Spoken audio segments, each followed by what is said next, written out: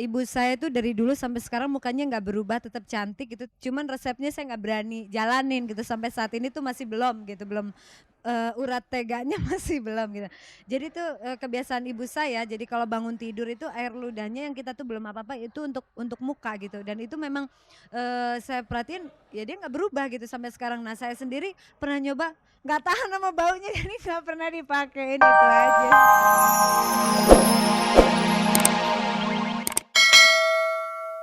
Halo pemirsa, jumpa lagi dengan saya Fani Rahmasari dalam tayangan paling bergengsi, Cek dan Dicek. Seperti biasa, selama 30 menit ke depan dapat Anda simak berbagai kisah mutakhir dan akurat seputar kehidupan selebriti kita, termasuk gaya hidup dan hobi unik mereka. Dan pemirsa, simak terus tayangan paling bergengsi ini karena Anda bisa mengikuti kuis seputar salah satu topik yang kami tayangkan pada edisi Cek dan Dicek hari ini. Siapa tahu Anda bisa menjadi salah satu pemenang dari 20 t-shirt yang kami bagi-bagikan. Pemirsa, mengawali jumpa kita sore ini, sejumlah artis membuka rahasia tentang resep ampuh dan nasihat jitu yang diwariskan dari sang ibu. Bagaimana agar tetap kelihatan cantik dan bugar di tengah krisis moneter saat ini? Ikuti langkah-langkah Alga Rohali, Muriati Sudibyo, dan sejumlah selebriti lainnya. Tidak selamanya perbedaan menjadi kendala bagi sepasang kekasih. Lola Amaria dan Lucky Alexander membuktikan perbedaan gaya hidup di antara mereka tidak menjadi hambatan dalam hubungan cinta.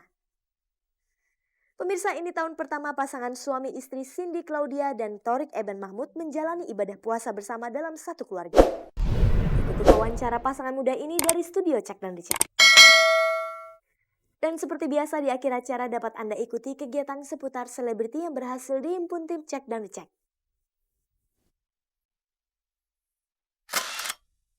Pemirsa, ibu adalah guru terdekat dalam kehidupan kita. Sepanjang hidupnya beliau selalu memberikan yang terbaik bagi anak-anaknya. Untuk itu jangan sekali-kali kita mengabaikan atau melupakan ajaran yang pernah ia berikan pada kita.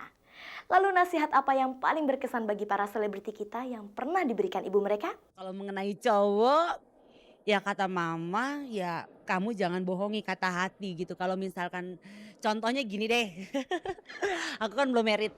Terus mama bilang jangan takut akan keterlambatan kamu untuk menikah gitu.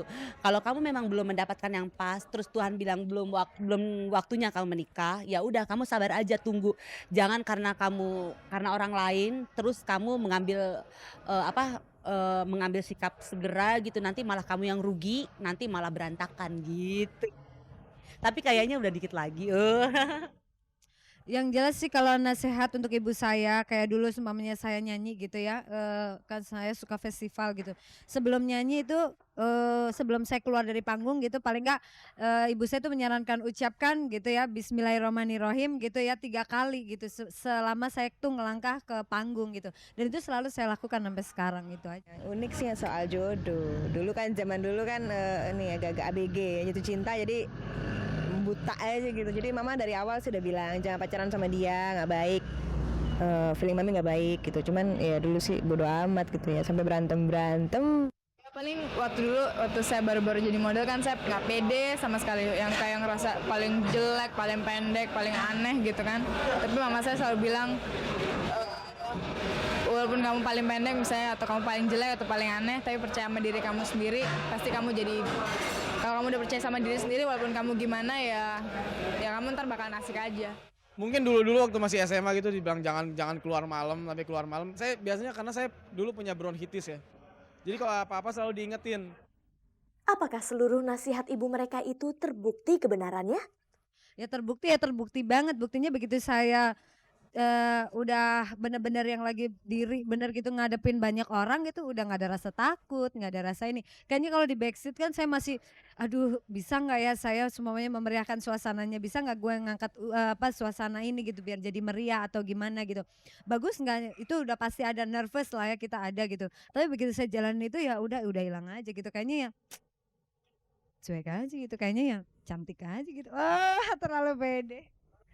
Pada akhirnya setelah saya nikah cerai juga akhirnya. Jadi sejak itu saya pikir setiap mama ngomong dengerin aja. Mama selalu bilang makanya kalau orang tua ngomong dengerin, feeling ibu tuh pasti baik gitu kan, pasti bener. Jadi ya sekarang mau ngapa-ngapain tergantung mama ngomong apa ya dengerin, ya nurut aja gitu daripada salah lagi. Ya iyalah dia yang paling tahu mengenai saya dari dulu, dari masih kecil. dia tahu kesehatan saya, dia tahu mami itu tahu segala sesuatu mengenai saya. Jadi paling enggak dia ngerti kalau misalnya saya melakukan hal yang enggak sesuai dengan dengan diri saya atau bisa merusak kesehatan saya, pasti kejadian. Bagaimana reaksi mereka saat dinasehati?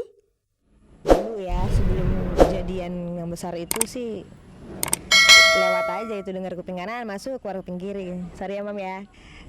Tapi sejak terbukti sekali, aku pikir ya harus didengar lah, harus dilakukan. Karena nggak mungkin lah seorang ibu memberitahu sesuatu yang nggak benar gitu kan. Oh dia mah enggak tahu. Pokoknya kan maksudnya mumpung masih muda kenapa nggak diraih, kan kesempatan nggak datang 2 kali gitu. Terus ya ternyata pas sudah terjadi, aduh iya ya memang orang tua tuh kayaknya mesti didengerin. Kayaknya seorang ibu dia kan sudah mengalami proses perjalanan hidup yang seperti kita ini. Jadi ngapain kita mesti menemukan kesalahan atau bagaimana? Lebih baik kita ambil pengalaman dia untuk pengalaman kita biar nggak terjadi apa-apa yang tidak baik. Bener gak? Ya pastilah kalau dikasih tahu orang tua ya pasti harus iya mah ya. Tapi habis selesainya ya saya renungin gitu. Terus pas saya pikir-pikir lagi ternyata emang iya. Akhirnya ya saya coba terapin.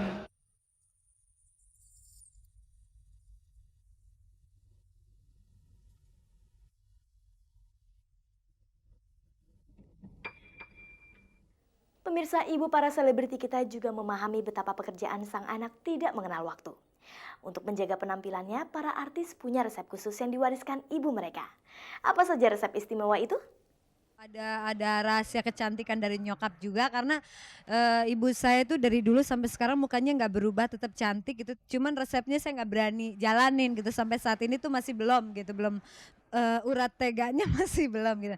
Jadi tuh kebiasaan ibu saya, jadi kalau bangun tidur itu air ludahnya yang kita tuh belum apa-apa itu untuk muka gitu, dan itu memang saya perhatiin ya dia nggak berubah gitu sampai sekarang. Nah saya sendiri pernah nyoba, nggak tahan sama baunya jadi nggak pernah dipakein, itu aja sih. Mungkin kalau saya udah merasa udah berkerut-kerut baru memulai, maaf ya Bu. Eh, Mama selalu bilang bahwa kalau cari cewek gitu, tentunya satu hal yang harus dikasih mama bilang cuman satu, dia harus bisa sayang keluarga, dia bisa lihat mama saya juga, dan dia sayang juga orang tuanya dia sendiri, dan dia juga patuh terhadap pacarnya gitu loh, seperti demikian gitu loh. Jadi itu resep yang paling mama pertama kasih tahu gitu. Kayaknya resep perawatan barang kayaknya. Soalnya saya orangnya tuh sembrono gitu. Jadi naruh barang-barang di mana-mana yang ada pada hilang semua. Terus baju-baju semua di lemari berantakan, sepatu-sepatu berantakan. Udah paling parah deh pokoknya. tapi akhirnya dibilangin itu, yang rapi dong, jadi orang yang rapi. Tapi akhirnya ya benar juga gitu. Akhirnya tapi susah gitu untuk jadi rapi itu susah banget gitu. Kalau anak saya maunya jadi penyanyi juga, pasti saya kasih resep yang itu, kencur, kalau enggak madu sama jeruk nipis, itu udah pasti. Karena itu emang benar-benar bagus buat menghilangkan lendir. Pemirsa, Krismon saat ini ternyata berdampak pula pada kecantikan wanita. Harga kosmetik yang melambung tinggi membuat banyak wanita harus berpikir 2 kali sebelum berbelanja kosmetik. Apakah hal ini dialami juga oleh para selebriti kita?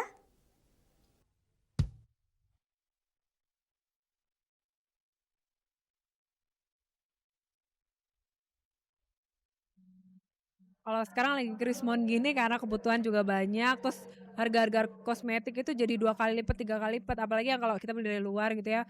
Aduh mahal banget, jadi benar-benar kita ke toko kosmetik kalau pas ada perlunya aja, terus beli yang benar-benar kita butuh aja gitu. Sebenarnya sih nggak krismon atau krismon tuh nggak terlalu masalah karena aku tuh bukan pemangsa kosmetik. Jadinya lipstick tuh awet biasanya. Karena kalau nggak penting-penting amat aku malas gitu loh pakai make up. Terus kalau memang acara di TV biasanya udah ada yang make upin sendiri. Mereka juga bawa alat make upin sendiri. Kebetulan juga kulitku tuh yang cuek aja. Mau dikasih kosmetik apa aja mereknya, warnanya apa aja nggak peduli gitu loh. Jadi nggak masalah buat aku. Ya memang sih agak pengaruh ya, karena kan otomatis kan kosmetik harganya agak naik ya. Jadi saya tuh pakainya juga ngirit-ngirit deh, jadi biar pakainya agak lama gitu. Pengakuan blak-blakan itu terungkap ketika para selebriti wanita berkumpul dalam sebuah acara yang diselenggarakan Cek dan Dicek bersama Mustika Ratu Jumat 18 Desember di restoran Pronto Mall Taman Anggrek. Dalam acara itu hadir sebagai pembicara Muriati Sudibyo, Alia Rohali, dan Aji Notonegoro. Lula Kamal bertindak sebagai moderator acara tanya jawab.